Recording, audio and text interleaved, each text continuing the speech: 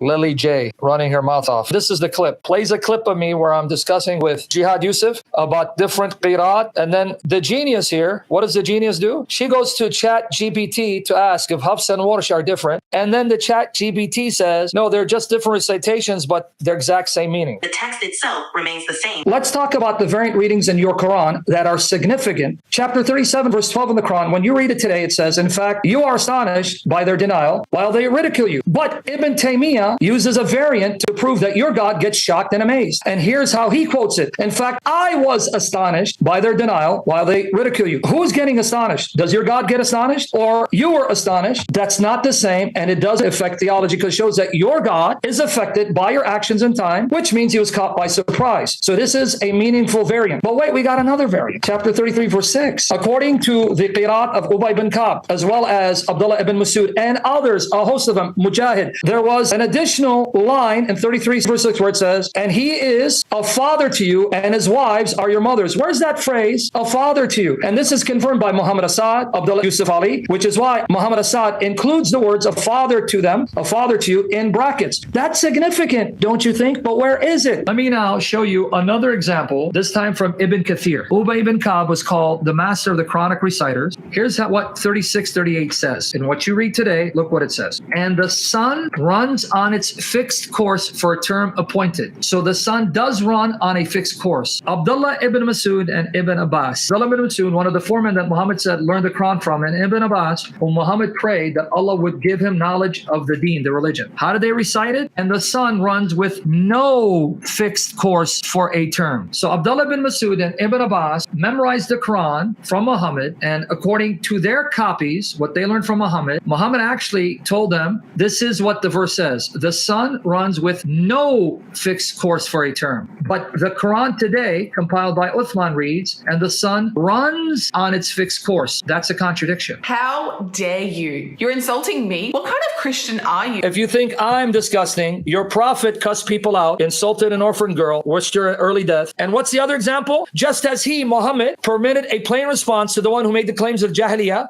i.e. claims of tribal superiority by saying, bite your father's Muslim, book 32, number 6297. Anas bin Malik reported that there was an orphan girl with Sulaim, who was the mother of Anas. Orphan girl, guys. Allah's messenger saw that orphan girl and said, oh, it is you? You have grown young. May you not advance in years. Did you catch it? He's praying that she dies young. That slave girl returned to Sulaim weeping. She started weeping. Notice she's an orphan girl, folks. No father, no mother. And the messenger of mercy curses her and says, may you not advance in, may you die. Breaking her heart. Sulaim said, oh daughter, what is the matter with you? She said, Allah's apostle has invoked curse upon me that I should not grow in age. And thus I would never grow in age. Or she said, in my length of life. Sulaim went out wrapping her headdress hurriedly until she met Allah's messenger. He said to her, Sulaim, what is the matter with you? She said, Allah's apostle, you invoke curse upon my orphan girl. Look at his justification. He said, Sulaim, what is that? She said, she, the orphan girl, states, you have cursed her, saying that she might not grow in age or grow in life. Allah's messenger smiled. The demon smiled and then said, Sulaim, don't you know that I've made this term with my Lord? Now notice, Allah, the demon, lets Muhammad get away with abuse. I made a term with my Lord. And the term with my Lord is that I said to him, I'm a human being and I am pleased just as a human being is pleased, and I lose my temper just as a human being loses temper. So for any person from amongst my ummah whom I curse, and he in no way deserves it, let that, O Lord, be made a source of purification and purity and nearness to Allah on the day of resurrection. You see how he justified it? Well, don't worry about it, Sulaim.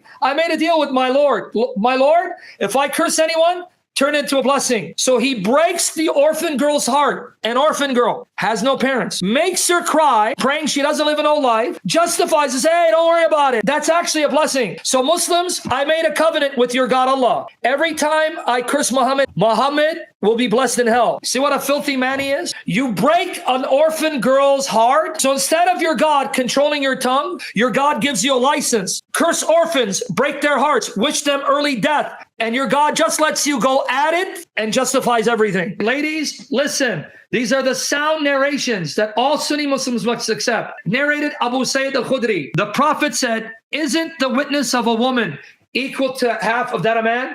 In Islam, in chapter 2, verses 282, it takes 2 women to equal the testimony of 1 man. 2 women equal the testimony of 1 man. So if 1 man and 1 woman testify, that's considered 1.5 witnesses. The woman said, yes, look how duped and brainwashed the Muslim women were. They thought this dog was a prophet, so they go, yeah, that's what you say. And he said, why? Why? Muhammad said, this is because of the deficiency of the woman's mind. You thought that was bad. Narrated Abu Sayyid al-Khudri. Once Allah's apostle went out to the Musalla to offer the prayer on Eid al-Adha or al-Fitr prayer. Then he passed by the woman and said, listen, ladies, sound, authentic traditions attributed to Muhammad from Bukhari, which Sunni Muslims say is only second to the Quran in terms of authority. All women, give alms, zakat, as I have seen that the majority of the dwellers of hellfire were you women. Why? They asked, why is it so, O Allah's apostle? Watch here, guys. The genius Einstein Muhammad. He replied, you curse frequently and are ungrateful to your husbands, as if men don't curse frequently and are not ungrateful to their wives. Genius, man. I have not seen anyone more deficient in intelligence and religion than you. Even dogs, even animals, a cautious, sensible man could be led astray by some of you. The woman asked, oh Allah's apostle, what is deficient in our intelligence and religion? Look at the genius, the Einstein. He said, is not the evidence of 2 women equal to the witness of 1 man? They replied in the affirmative. He said, this is the deficiency in our intelligence. Now, let me show you how stupid this Einstein is. Number 1, who said 2 women equal the testimony of 1 man? Muhammad and his God. So if Muhammad and his God had not said 2 women equal to the testimony of 1 man, no one in their right mind would believe that it takes 2 women to equal 1 man's testimony. In other words, it's because Muhammad's God said it takes 2 women to equal the testimony of 1 man that now Muslims think women are stupid. Had Allah not said it, had Muhammad not said it, no one in their right mind would use that as an argument to prove women are stupid, less intelligent than men. You see Muhammad engaging in circular reasoning? Muhammad was the first woman liberator. He was all for women's rights.